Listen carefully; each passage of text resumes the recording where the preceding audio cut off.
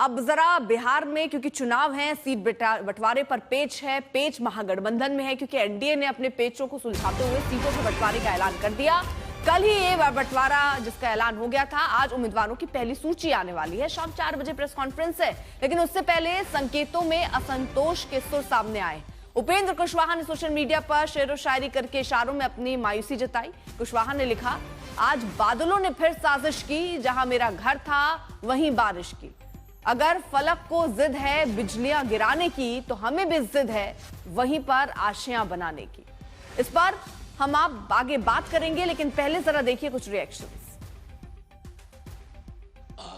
ये आपके देखने का तरीका है। मैं 142 और 101 देख रहा हूं। इसको जरा डिकोड भी करिए। नहीं, डिकोड किया, स्पष्ट है। बीजेपी प्लस 142, सारे दलों से बीजेपी ने निगोशिएट किया, और जदयू को 101 पर 142 बीजेपी प्लस, जिसमें चिराग साहब हैं, जिसमें कुशवाहा जी हैं, जिसमें मांझी जी हैं, और दूसरी तरफ 101 जिसमें नीतीश जी हैं, जो कई वर्षों से बीजेपी को कहते थे कि हम बड़े भाई हैं, और बड़े भाई की पूरी भूमिका नेस्तनाबूद कर दी गई बड़े सलीके से उन्हीं के लोगों के द्वारा। तो मैं इस नंबर को ऐसे देखता हूँ। एनडीए गठबंधन ने अपना सीट शेयरिंग की घोषणा कर दी है। मैं बहुत पहले से कह रहा था कि हम 5 पांडव चट्टानी एकता के साथ विधानसभा के चुनाव में जाएंगे, और सबसे पहले हम लोगों ने सीट शेयरिंग की घोषणा की, और अब हम लोग जो है आज शाम से उम्मीदवार की घोषणा शुरू करेंगे। समझौता हो गया है, सीटों का समझौता हो गया है। एनडीए पूरी तरह कंफर्टेबल है।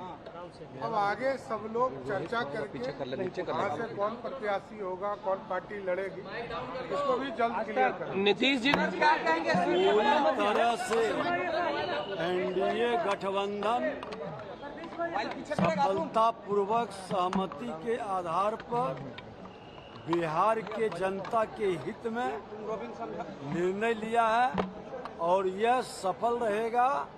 भारी बहुमत से सरकार भी बनाएगी और बिहार के विकास की गति को और तेजी से बढ़ाएगी। हिमांशु हमारे साथ, हमारे सहयोगी इस वक्त जुड़ चुके हैं। हिमांशु, याद होगा जीतन राम मांझी ने जो 5 ग्राम और 15 ग्राम की एक शायरी की थी, सीट बंटवारे के बाद सुर उनके बदले वो संतुष्ट दिख रहे हैं, लेकिन अब शायरी सामने आई उपेंद्र कुशवाहा की। अब ये क्या कहती है?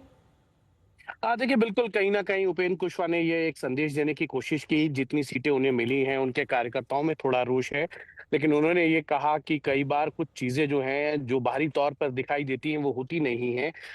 जब अंदर बैठ के बातचीत होती है, तो उसके अंदर कई बार आपको बहुत सी चीजों पर जो है वो समझौता करना पड़ता है, और जो कुछ मिला है वो संतुष्टि के लिए है। लेकिन इतना जरूर है, उन्होंने एक तरीके से अपने कार्यकर्ताओं को ये भी बता दिया, जितनी सीटें वो चाहते थे उनको नहीं मिली है। यानी कि वो ये अपने कार्यकर्ताओं को संतोष दिलाना चाहते हैं कि उनकी लड़ाई उन्होंने लड़ी, लेकिन उस लड़ाई में उनको उतनी विजय नहीं मिल पाई जितने की वो उम्मीद करके चल रहे थे। जिन उनके कार्यकर्ताओं को उम्मीद थी कि उनको सीटें मिल सकती हैं और वो चुनाव लड़ सकते हैं, वैसा नहीं हुआ। उनको 6 ही सीट से जो है वो थोड़ा सा संतोष करना पड़ रहा है। और उसके साथ साथ जो है, अगर आप देखेंगे तो दूसरी तरफ जीतन राम मांझी वो भी यही कह रहे हैं कि जो आला कमान की तरफ से आदेश हुआ है वो उसे स्वीकार करते हैं, क्योंकि वो सांसद हैं एक पार्टी के, और एक सांसद के हिसाब से 6 सीटें बनती थी, वो हो गई हैं। लेकिन दूसरी तरफ उन्होंने दूसरा बयान भी दिया, मतलब अभी भी मतलब ऑल इज वेल कहा जरूर जा रहा है। वही कल जो मैं कह रही थी,